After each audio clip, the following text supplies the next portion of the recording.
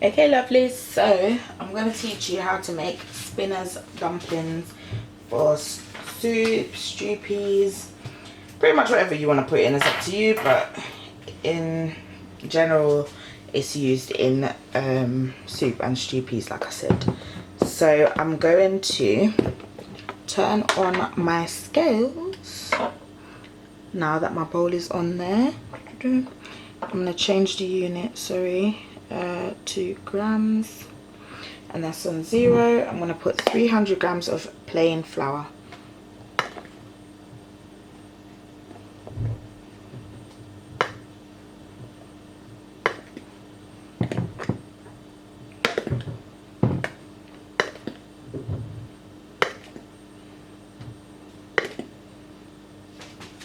Okay.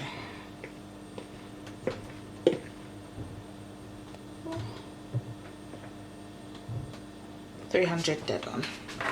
Brilliant. Don't know if you can see that, but I actually got it right.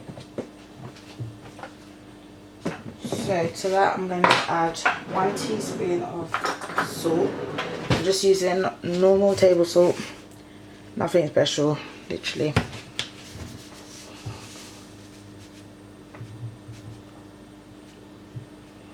There we go.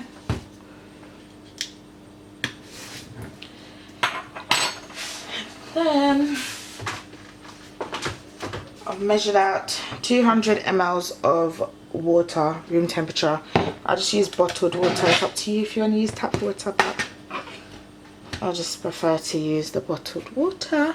So I'm just going to mix in the flour and the salt together. Just make sure that y'all can see everything. Cool.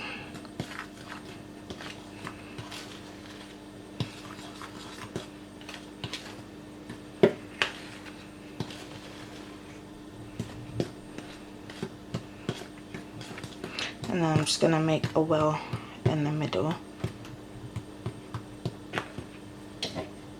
Some people add a bit of cornmeal to it, it's up to you. You can do that. Literally, there's no, oh it has to be done this way, it has to be done that way. It ain't written in the Bible, so therefore, freestyle it how you want it, honey. I've seen it all. I've literally seen some recipes that I'm like, okay, I didn't know that was Jamaican, but you put your stamp on it, so we're good. Right, so I'm just using this fork to just get the worst bit out of the way, and then I'll use my hands to do the rest.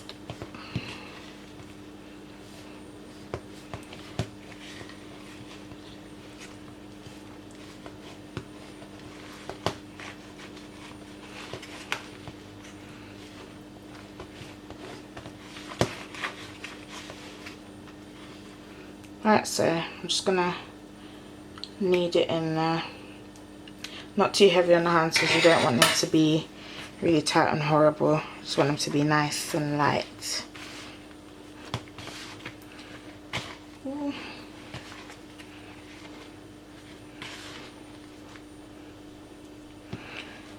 This is what I was trying to avoid. Get my hands all sticky.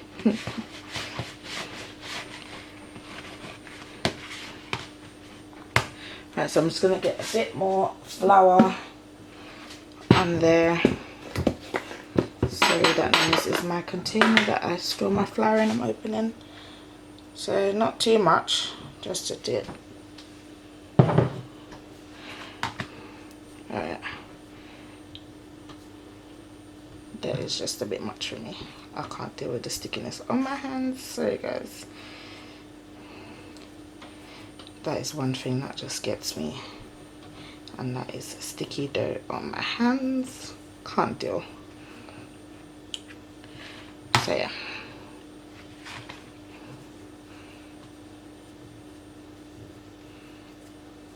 Now both my hands are sticky.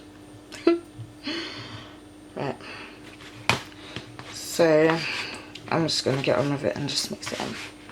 So right. Just gonna mix it in. Gently pressing in as you go along, not too much pressure. otherwise, like I said, they'll come out too tight and they won't taste very nice. So just want to make sure that you have a good balance going on everything.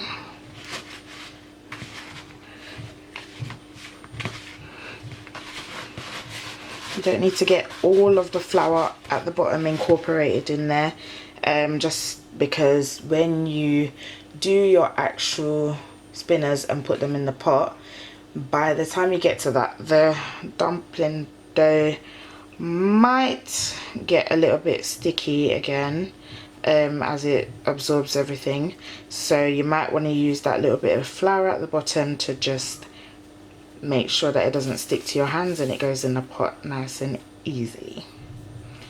Right, so that's that.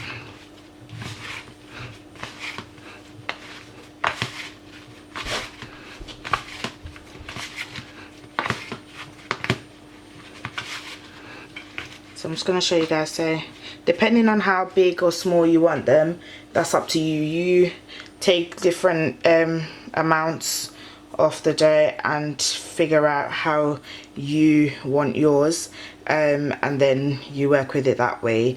I can't tell you, okay, you have to do this and you have to do that. That's not how it works. It's totally up to you how you want to do it, but generally I'll take off a bit about that big. Don't know if that's easy for you to work out. I'll put it in my palm. So that's that. It's just in the middle of my palm literally, and then literally just go around lightly in my hand. Sorry about that noise, there's the children upstairs. So just lightly in my hand until it forms a smooth kind of ball like that. It doesn't have to be silky smooth, just smooth enough, and then you just rub it in your hands like so. It doesn't need to be perfect, literally. There you go. So that's that. So that's roughly the size I'm doing mine for. I'm doing it for soup. So yeah, there you go. I'll just do another one to show you. I'll leave that on the counter and do another one to show you. So just take off another piece. And another thing, they don't all have to be the same size. If you want to do some bigger, some smaller, that's totally up to you. Like I said, no rule book on how it has to be done. So there's another bit there. Just roll it around. And then not too much pressure, but at the same time still applying a good amount of pressure to flatten it and do what you need to do. And there you have it.